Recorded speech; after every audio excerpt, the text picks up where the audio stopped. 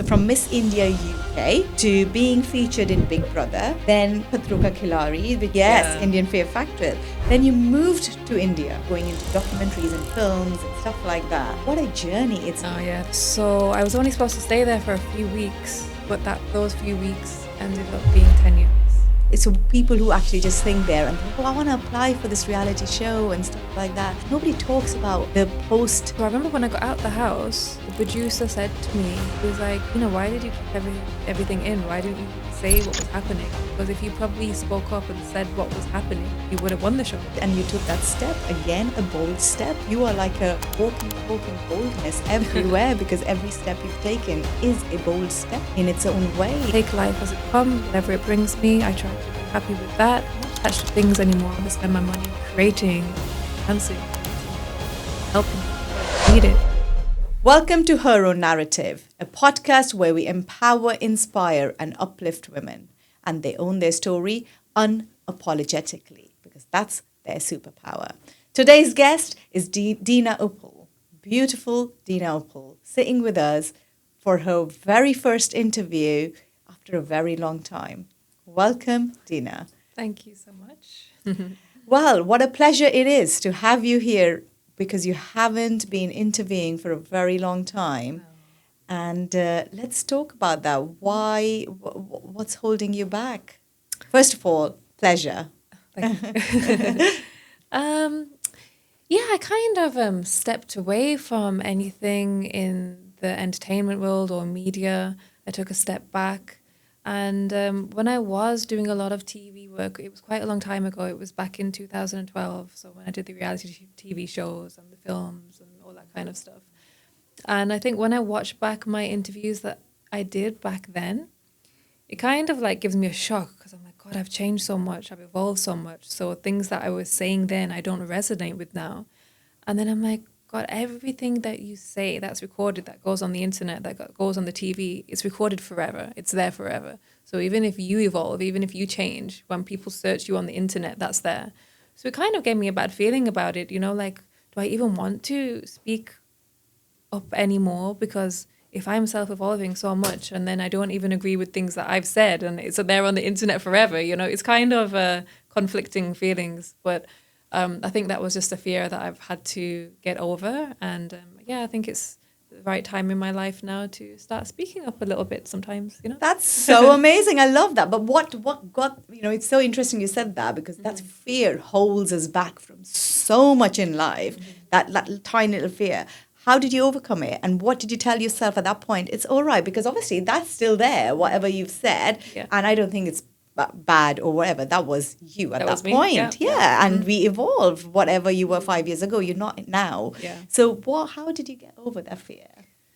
How did I get over fear? I think it's been a lot of self-healing, self-realization, acceptance of who I am and what I'm doing in life. Sometimes, fear comes in our life to stop us progressing. And I believe there's a lot of even negative entities around us spiritually that don't want us to progress, and they pop up in our life as fear. So it takes work, to overcome fear. Been a lot of inner healing work to reach this point. That's so amazing. Brilliant. I love that. We touched upon TV, we touched upon your films. So for the audiences and the viewers who right now don't follow you, but please give a big follow because she's a huge name. And the way she's been working, it's amazing. So you obviously you've navigated a lot in your life, upbringing wise. We had a chat, I read upon you. You didn't have you had an uncomfortable bringing up. Yeah. From there, navigating your life into all sorts of spectrum. You haven't left anything. You've gone from I've had a crazy very life. very interesting life. You have a lovely story. So from Miss India UK to being featured in Big Brother, then Patruka Khilari, which is an Indian. I think it's an like adventure. The Indian Fear Factor. Yes, Indian Fear Factor. Then you moved to India as well. Coming back moved to India, going into documentaries and films and stuff like that. So we'll get into each of it. what a journey it's Oh been. yeah, there's so much to cover, right? Where do we Wow. start? We have all the time. I'm all ears. So let's talk about what's that journey being into, going and moving your base from the UK to India and living there for 10 years, going into the industry. Right, yeah, I need to shift my mind back to 2011. So yeah, I felt like there wasn't enough opportunities for me in England. I wasn't living in London. I was based in Birmingham. I felt very, what's the word, closed off there. I felt like there wasn't people around me that I could really resonate with. I felt like I've always been a very ambitious woman, and I felt like my ambitions wasn't being able to be met in England. And then I had an opportunity to go to Mumbai. It was I met an Indian singer, Harbhajan Man, Wow. randomly in Warsaw, and I was just, I think, 19 at that point, and I just went up to him and I'm like, hey, if you have any music videos I can be in, I'm a model, I want to be in your music video. And he called me up the same night and he's like, can you fly to Mumbai next week and be in my music video? So I'm like, okay, amazing, right? How about your man's music video? So I went and made my visa, told my mum I'm going to India, and went off to Mumbai. So I was only supposed to stay there for a few weeks, but those few weeks ended up being 10 years. Oh, wow. Oh, wow. I have to stop you here because it is so incredible. This is where, again, the fear, if you had fear of approaching somebody at that point, you would have never got that opportunity. If you had that fear of not approaching him at that point, you would have missed an opportunity. So for us, as individuals, as women, we sometimes are so scared to even ask. A 19-year-old, you just went and asked that person, a big name in the music industry. And what could have been the worst thing? He would have probably said no. Yeah. But wow, that's incredible. Well done, Deana. Thank you. So tell us more about how did those few weeks turn into 10 years, and what did it bring in you? Obviously, we've talked about, you've claimed your place in the industry.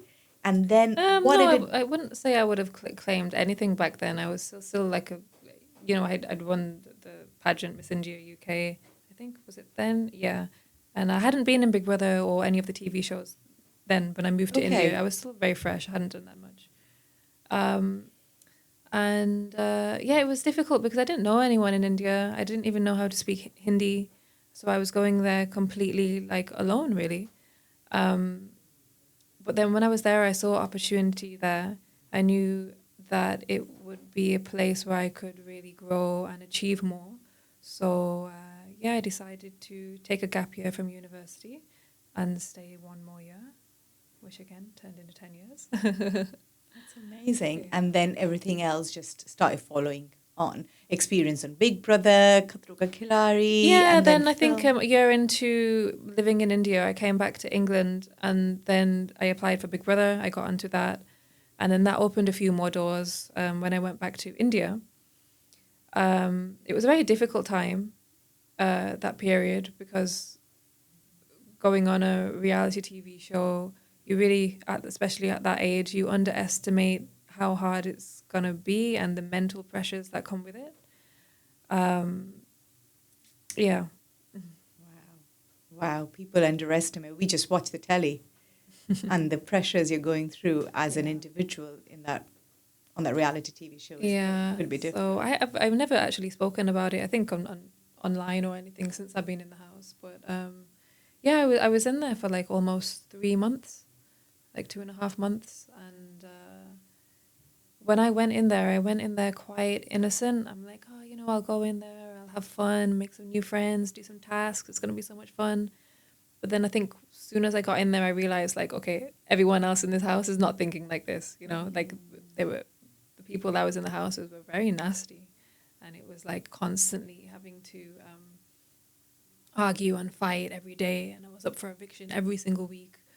I broke the history of being the most nominated contestant in the history of Big Brother, Oh. So then having that feeling, and cameras are watching you all the time, and then paranoia builds as well. So So to go through that for 2.5 months, it's a lot. It must mess your head up. Yeah. So yeah, and then I got out of the house, and there's no support from anyone. From the production company just give you a ticket, and they're like, "There's your train ticket, go home." I didn't have a lot of I didn't have any support from family. I don't have any brothers or sisters. I didn't have a good friend circle then, so it was very difficult to get back to normal life, And then everyone thinks they know you as well once you've been in a reality TV show. Everyone wants to know what you're doing, so then there's extra pressure of like, I need to do more work. I need to show people that I'm doing well, all this kind of stuff. So yeah. So when you came out of the house, was it at that point you thought, okay, fine, I need to go back, as you said, I need to go and prove my worth even more now? Not straight away, because it was so overwhelming for me. I think I didn't leave my house for like 6 months. That's after crazy. Big Brother. I couldn't. It was just so overwhelming for me, and to have no support as well. So I think it was maybe after 6-7 months I found my strength again. And I'm like, Deana, you can't keep on living like this. You have to find your inner strength and get back to work, right, and get back living. And then I finally got myself to go back out to India again. That's mad. This is so people who actually just think there and they, I want to apply for this reality show and stuff like that, and nobody talks about the post. Oh yeah. So, and then also the producers, they are very, very clever, as they should be, and they know who to put in the house and they know who's going to clash, and they know even before you enter the house that there's going to be drama. Yeah, because that's what they want to create. Exactly. Yeah. And I never used to speak up in the diary room about what was happening in the house, about the bullying and horrible things that people were doing. I'd always want to keep it in because I'd want to look strong. I always felt like I don't want people to look like I'm complaining too much or moaning too much. I need to be this strong girl and just keep it all in. And so I remember when I got out the house, the producer said to me, he was like, Deana, why did you keep everything in? Why didn't you say what was happening? He goes, if you probably spoke up and said what was happening, you would have won the show. And that was a big realization for me, actually. Wow. Like, yeah, why am I keeping things in when people do something to me, So that was a whole learning process for me at that age. Don't keep things in. If someone's doing something to hurt you, speak up. And was that a shift then drastically? Did you start speaking about things that are happening? And that's such an actually profound way of putting it, because if you keep things in, nobody knows what you're going through. Yeah. Unless you talk about it. And the minute you start talking about it, you'd realize you're not the only one. Yeah. Yeah. And that's when the movement starts. And that's where the world I think we are into right now as well. When you're seeing so much shift, is people are talking more about the pain and the trauma, or even just the experiences. Yeah. And the more you talk, the more you can change. It's very important to speak your truth, and as long as it's the truth, and you're not making things up or exaggerating, you're speaking your pure truth, then it is important just to speak up. Oh gosh. How was the experience of film industry and people who want to go into it? Good, bad, ugly. There's got to have every side to it. Yeah. Yes. So again, when I moved to India, I was young. I think I was even younger than 21. I was just turned 20 when I moved out there. So I didn't have a lot of money. I probably went there with just a few £100s in my pocket. What a brave girl. So when I got there, I'm like, okay, now I need to figure out how am I going to pay for my rent? How am I going to pay to live? So I remember when I used to do a lot of sari shoots. I'd get on a sleeper train to Surat. I'd have to stay on a sleeper train for 14, 15 hours, reach Surat, do my sari shoots, maybe 300-400 saris in a day. You get paid per sari. And I'd get that payment and then get on the sleeper train back home, and I'd probably do that 4 or 5 times a month. And that's initially how I was sustaining myself in India. And when I look back on it now, I'm like, God, it was so hard. I don't know how I managed to do that, Wow. But then, from there, I managed to, build my way up, make contacts out there. The work got better. But it's not an easy place to live, No. So for a lot of girls, I think, I just moved to India and everything will be easy. I'll get some modeling work and acting work. It's not easy, because when you think how many thousands of girls move to India with this dream, with this big dream of making it, right? How much competition there is. you can imagine like what things come into it, you know? So it's yeah. Have you ever spoken about those things? What things? Whatever comes with it.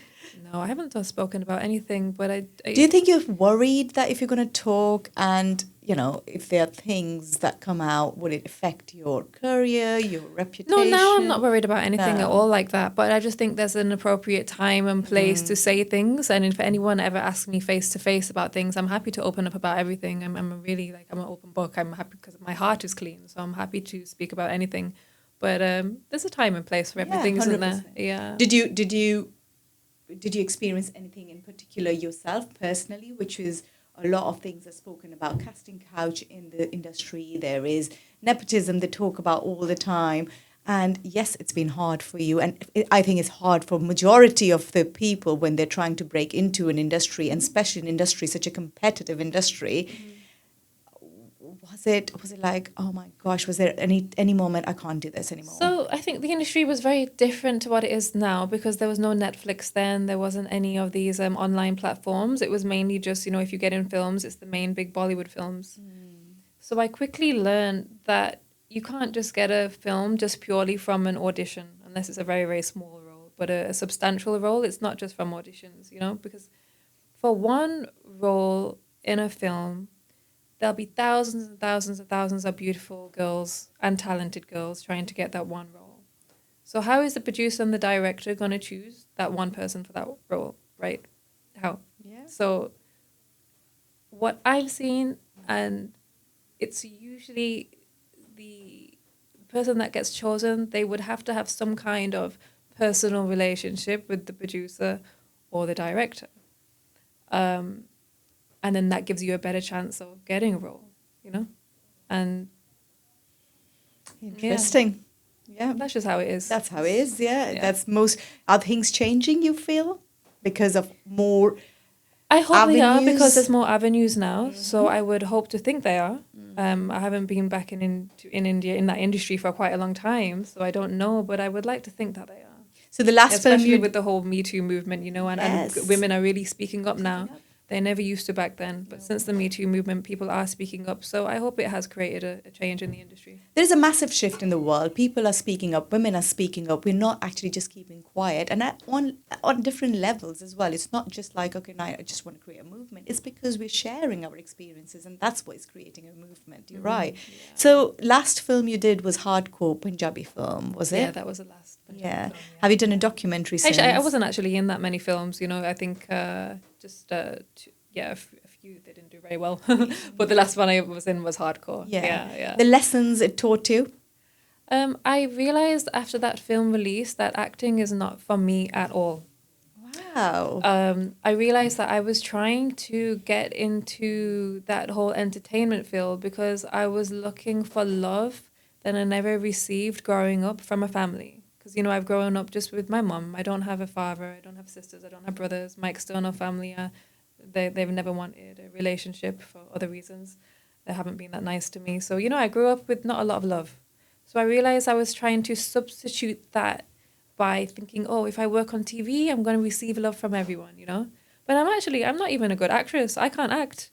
I'm too real. I can't even lie. So how am I going to act, So that was a big realization for me after that film. Like, Deana, if you're going to do something in your life, be the best at it. You're not an actress. Leave this industry. And I'm so happy I had that realization, Gosh. Because after I had that realization, so many things shifted in my life and put me on the right path in life. Yeah. So I'm grateful that whole time happened. I learned a lot of lessons. It's taught me how to be extremely street smart, extremely business orientated. I understand how people's minds work because I was in that industry for those few years. But I'm so happy and blessed that I had that realization to leave the industry. You are amazing. For somebody to actually sit there and say, own up your own weaknesses as well. That it wasn't a weakness, but it's not your strength. Saying that, that was not even my strength. But would you change it? No, because that taught me to become the person I am. Now I've tried that, and I know that didn't work. Because a lot of women don't even try. And they're like, what if I'm not good? So what? Yeah. Move on and try. And that's called, evolve from there. So leaving entertainment industry, being true to yourself and saying, It is not for me. What was next for you? So yeah, I realized that I didn't want to be part of commercial films anymore because it just felt very, I'm not. There's nothing except for making people laugh and giving people entertainment, but I didn't feel it was substantial enough for my talents and my ambition and what my soul wants to do. So I felt, what can I create with the talents or the attributes that I've learned in this industry? And then I realized, I've always liked and loved documentaries. I want to make a documentary. Nice. So I remember when I used to visit Rajasthan a lot. There's a nomadic tribe there. The tribe life has always interested me a lot. How people still live that way to this day. When the cities are so advanced, and then you have tribes still living like how they lived centuries ago. It really interests me. So then I'm like, okay, I want to make a documentary on this, and I got my small team in Jaipur. We bought a camera. We found this tribe. We went out to the villages and we made a film. You just did it. Yeah. Yeah. So that was a whole adventure in itself. And it was a really beautiful journey because when we started to make this film, we thought, it's probably going to go on YouTube or on a small, local channel. We didn't expect it to do as well as it did. It's been on Netflix, Discovery Channel,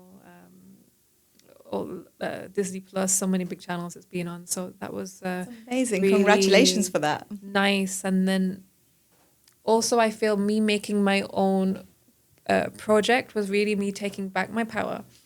Because when you are creating your own project, you don't have to answer to anyone. You are your own boss. You are responsible for the success of that film. But whereas if you are acting in someone's film, your success is relying on so many people. The director, how he's directing you. The cinematographer, how he's shooting you. The scriptwriter, how many lines he wants to give you. In the editing, how much airtime they want to give you. And then you have to rely on the producers. Are they even going to release the film? So, man, it's so stressful acting in a film that I actually don't think it's worth the stress. But it wasn't for me anyway. Yeah. You had no control over. Yeah, it's like you feel very like, you're giving your life and your time and your effort in other people's hands. But I feel when you're making your own project, the success of that film is down to you. So yeah, we might not have big budgets of what we had if we're shooting in someone else's film, smaller budgets, but at least it's all in my hands, Yeah. and I don't have to ask like anyone, because Yeah. I don't like doing that. No, and it's fair enough. You created a project for yourself and look how well it did. And you took that step, again, a bold step. You are like a walking, talking boldness everywhere because every step you've taken is a bold step. So going into the tribes and, going into Rajasthan and trying to find, well, you must have already found that. How was it to shoot with people who are living in a very different world? Was it challenging? Was it interesting? It was a big eye-opening journey for me. It actually took us more than a year to shoot this documentary because, the team was so small. It was literally just me, a cameraman, my friend that was the assistant director, and a translator. That was it. So we were going out into these rural areas, finding these tribes and trying to, make contact with them and communicate them and make them trust us. So that was a whole process. And these people, they don't communicate with anyone outside of their tribe.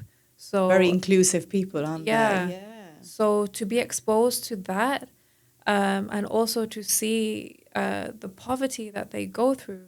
I was interviewing women that were pregnant and they still give birth on the streets, with no birth control, and girls that, God, that haven't, they don't have water, they don't have, really, really horrible conditions. So to see that almost daily for a year, it was very, very eye-opening, and it took a huge toll on me to see that every day. And I really wanted to give this tribe justice and portray them in a beautiful way so they get the recognition that they deserve. So when people watch the film, they know who they are, and hopefully people can then go on and support the tribes as well.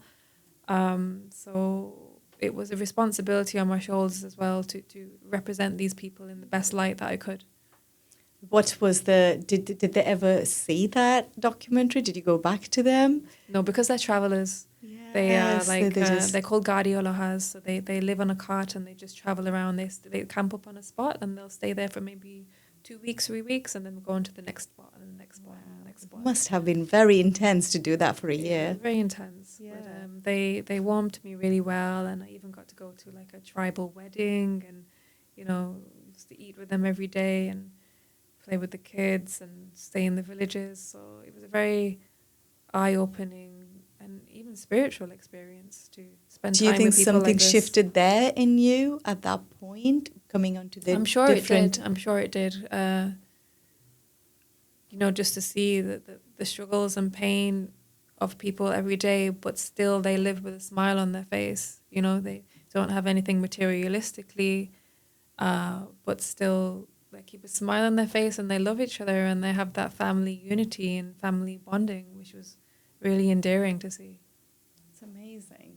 Absolutely. What amazing work you've done in your life, and you're still carrying on doing it. Coming from documentary to stepping into charity world afterwards. How and was it again a different world, a scary world? How did you start? No, so after the documentary, I knew that I always knew that I wanted to do something to help the struggling communities, but I never knew how.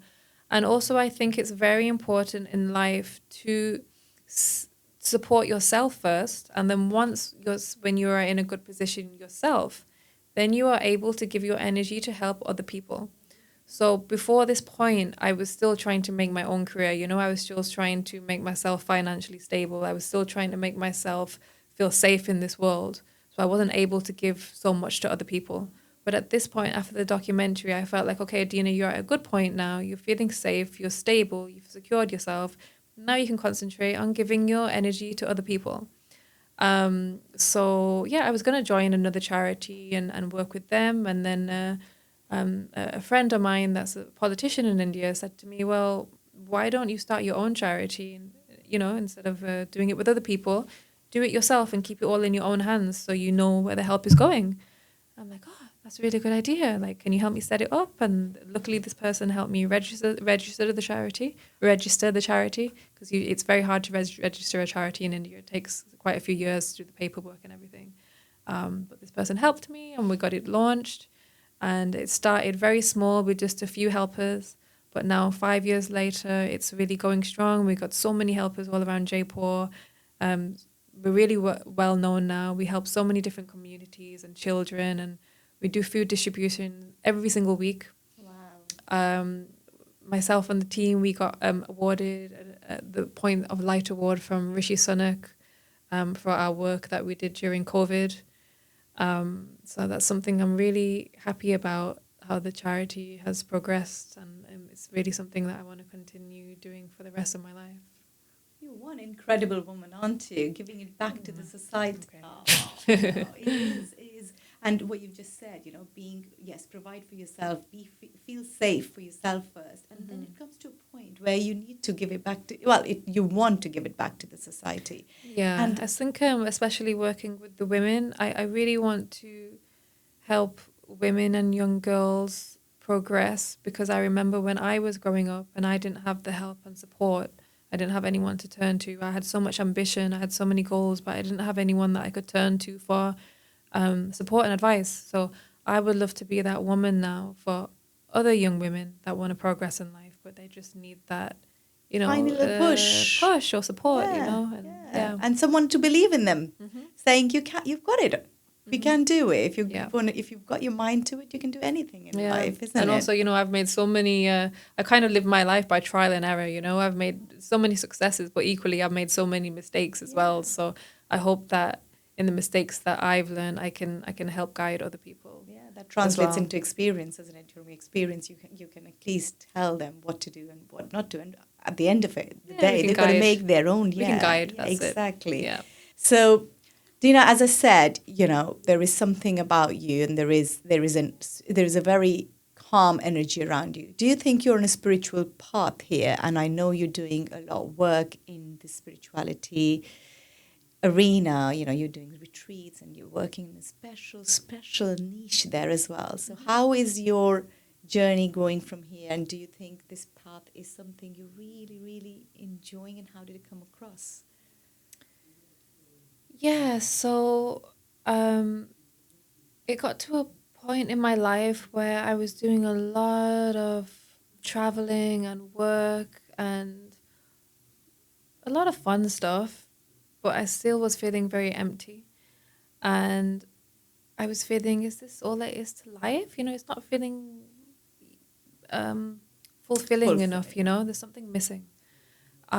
So that is when I started researching the world of spiritual healing. I never knew anything about it prior to that. About 3 years ago, I went to an ayahuasca ceremony, and that was life changing for me.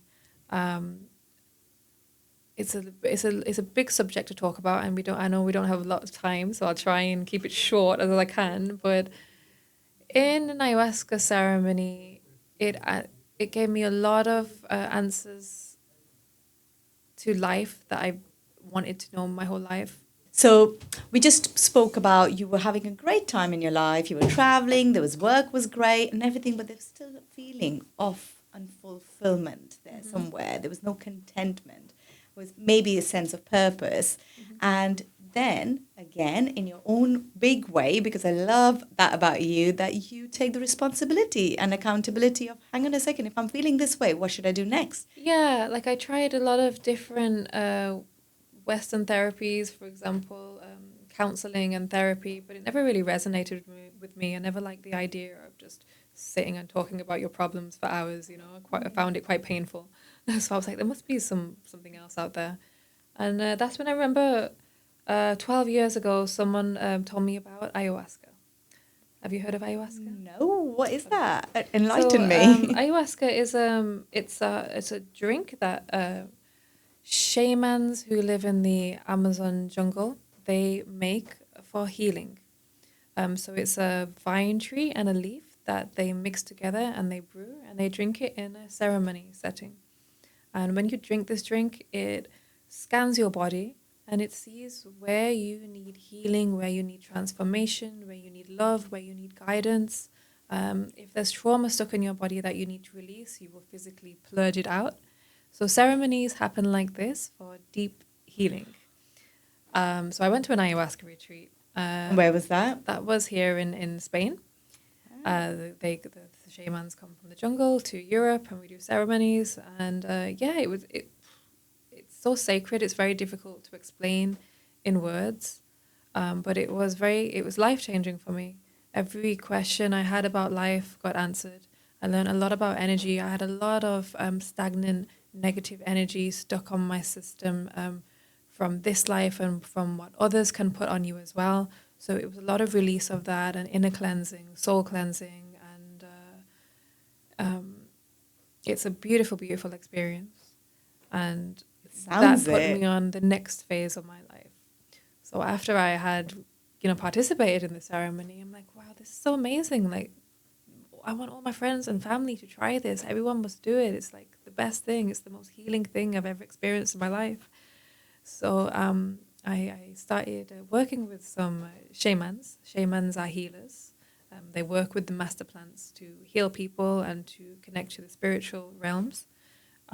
Started working with these healers and started organizing ceremonies for my friends and family. And we did a few in India. So that's really interesting. Like, I'm sorry, I'm going to go back to it. Like, really? You can drink a drink and it can scan your own whole body? Yeah, so we call it's a medicine. So the medicine will scan your body and it will see what needs to be healed, what needs to be transformed, what needs to be changed in your life. The medicine is very, very intelligent. So you don't even need to tell it anything. You don't even need to ask for anything. The medicine is so intelligent, it knows what you need.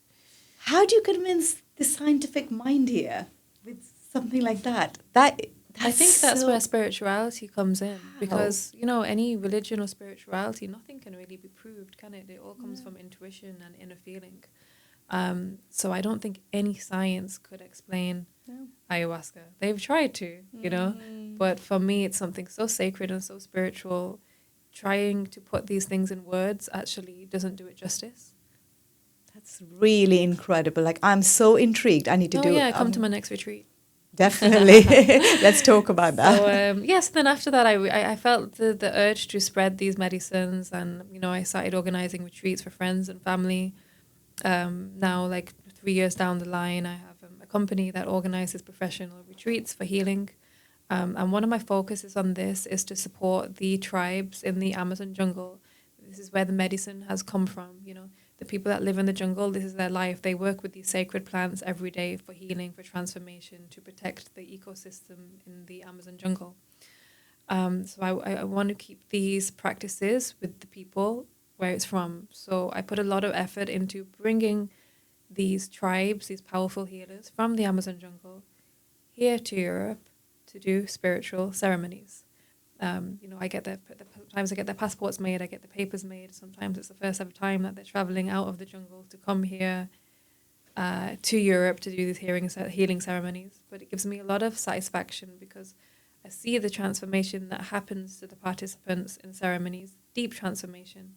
Deep healing happens. And I would say it's one night of ceremony is equivalent to 1,000 hours of Western therapy, for sure.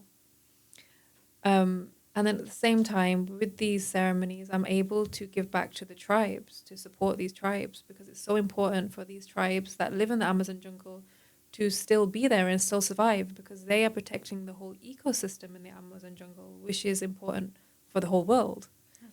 Crazy, isn't it? And why is the world not talking about this? This is like groundbreaking things, and you're like bringing back to where it all started. Yeah, and when we do these ceremonies, you feel it. You get connected to nature again. You can get connected to life again. You feel what's really, really important in life. And I think we forget this in life sometimes because so many people come and program us. We have media, we have society, we have our family telling us how to think, telling us how to be. But when we do these ceremonies, all of that gets cleansed and we remember who we really are again and what we love, what we want to do in life. And that's when pure joy and happiness comes in our life, when we remember who we are. So yeah. And reclaiming that, it's amazing. It's so true. We are conditioned to live a life which has been very society-led. Mm-hmm. It's worked for so long, but it's coming to a point where you're seeing that the world is actually moving somewhere. People are trying to find what is that emptiness. Where is that emptiness? I'm seeing a huge shift happening in the world at the moment. A lot of people are talking about spirituality now and religion, and I don't think 10 years ago the conversations wasn't that nobody believed in talk about that. Spirituality and energy and spiritual healing and all this kind of stuff. It was still looked on as a little bit weird, right? But now the conversations are shifting and people are waking up and they're realizing that, okay, these things exist. They exist because that's the very essence of our existence. Mm-hmm. If you go back now, where did we come from? Mm-hmm. What did we come for? And I think with these ceremonies, it's made me remember who I am and what I really enjoy doing in life, I enjoy going to like ancient temples and meditating in temples. I enjoy being out in nature. I enjoy plants. I enjoy dancing. I enjoy singing. All these things that make you connect to your soul. That's what keeps me happy. But I had forgotten that before ceremony because I'd been so programmed to always think about, achieving things, making money, impressing other people, achievements, getting good job titles, all this. And it is important as well, but it shouldn't be everything. We should all be doing things that help us connect to our inner self, to our soul. That can be through music, through drawing, through creation, through dance, through play, You're right. We shouldn't forget our inner child. Yeah, because if you think about it and read it somewhere, what are human beings meant to do? We're meant to create, aren't we? We came into the world to create. We reproduce. We build things. We do things. It's all about creation. How we're creating and what we're bringing back to the society as well. I want to ask you another question. Sorry, but I want to ask you because you believe and you are. Well, I believe in this as well. So a lot of people would be out there and still thinking from a very scientific point of view and saying, whatever. But the world is shifting.